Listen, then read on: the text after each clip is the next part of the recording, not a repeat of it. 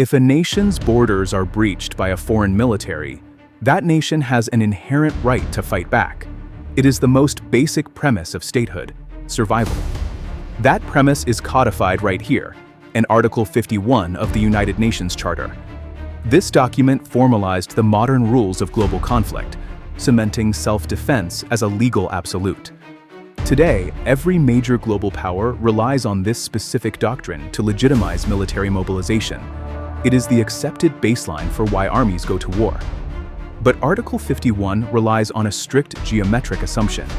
It is designed for conflicts where an armed attack crosses an established border, moving from one recognized sovereign entity into another. Under this framework, the right to self-defense functions as the ultimate shield protecting a nation's territorial integrity from outside adversaries. This framework begins to break down when a state faces a severe armed attack that doesn't actually originate from a foreign power. The legal geometry fractures completely when that attack comes from a population living inside a territory that the defending state already holds under military occupation. Using military force against an internally occupied population sidesteps the traditional parameters of Article 51. The threat isn't crossing a sovereign border from the outside. It is emerging from within a zone the state already controls. This creates a deep paradox in international law. Can a nation legally wage a war of self-defense against a territory it already occupies? Resolving this requires looking past standard geopolitical rhetoric. We have to examine the strict, mechanical rules of international jurisprudence to see how the law actually treats the violence of an occupier. International law divides state violence into two frameworks. On the left, jus ad bellum, the right to war, dictating the strict criteria to lawfully initiate self-defense. On the right, jus in bello, the law in war, regulating conduct and the rules of military occupation. Under these rules, military occupation is inherently temporary, granting no sovereign rights over the land. It is a provisional state of affairs. Because the occupier is the de facto authority, the law shifts its mandate away from active combat operations and imposes a strict obligation to maintain public order. The military must act as a localized police force. Fighting a war allows for massive military latitude to destroy an enemy. Managing an occupied territory requires the heavy restraint of law enforcement, aimed at protecting the civilian population. A state cannot simultaneously exploit the destructive latitude of a wartime defender while ignoring the policing duties it owes to a captive population. The tension between self-defense and occupation was formally adjudicated here, at the International Court of Justice in The Hague, in 2004. The court was asked to issue an advisory opinion on the legal consequences of this separation barrier, constructed by Israel within the occupied Palestinian territory. The judges delivered a strict interpretation of the UN Charter. They determined that Article 51 exclusively governs relationships between separate states. In paragraph 139 of their opinion, the court ruled that self-defense claims cannot be invoked against threats originating from a territory where the defending state already exercises effective control. Because occupying forces hold authority over the area, the legal origin of any violence changes. The threat is no longer external, it is internal to the occupier's zone of control.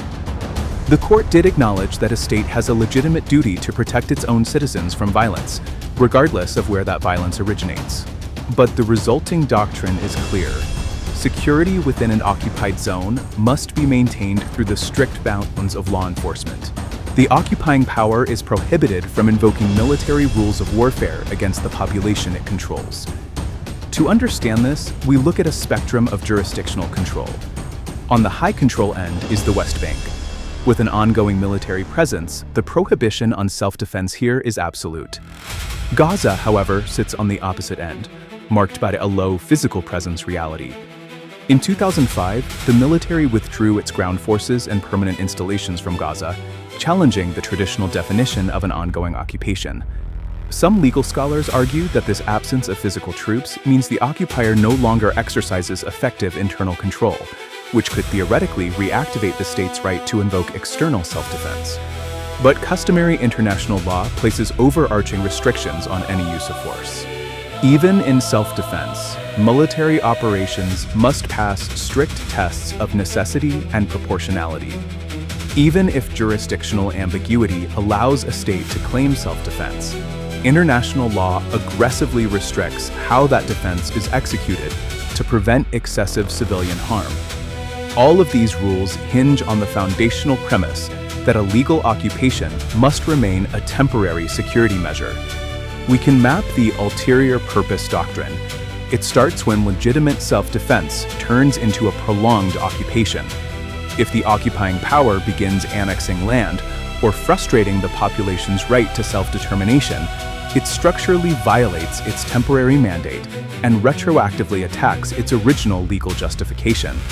The ulterior purpose doctrine is the legal mechanism by which these ongoing abuses continuously void the occupier's initial right to self-defense.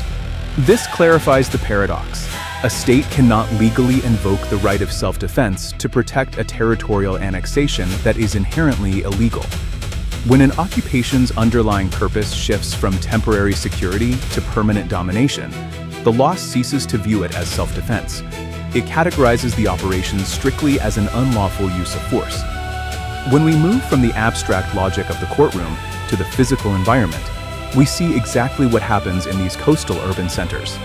When an occupying power discards its just and bellow policing obligations, the operational reality on the ground transforms. We see the deployment of unrestricted, advanced military hardware against an embedded, non-state resistance operating inside civilian infrastructure. Treating an occupied territory as a foreign, sovereign adversary effectively bypasses the legal guardrails that were explicitly designed to protect civilian populations from overwhelming force. The deliberate misapplication of self-defense doctrine inevitably results in the structural collapse of proportionality. The entire cost of the conflict shifts onto the occupied public.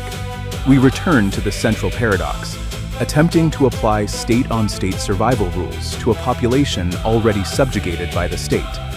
The physical aftermath of substituting warfare for law enforcement is a landscape defined by massive devastation and a staggering civilian toll. International law draws an absolute boundary here. Legitimate security concerns cannot serve as a permanent pretext to deny self-determination.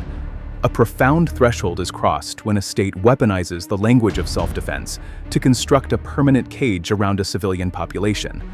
When a nation abandons the duties of an occupier to wage war against the occupied, international jurisprudence strips away the shield of self-defense.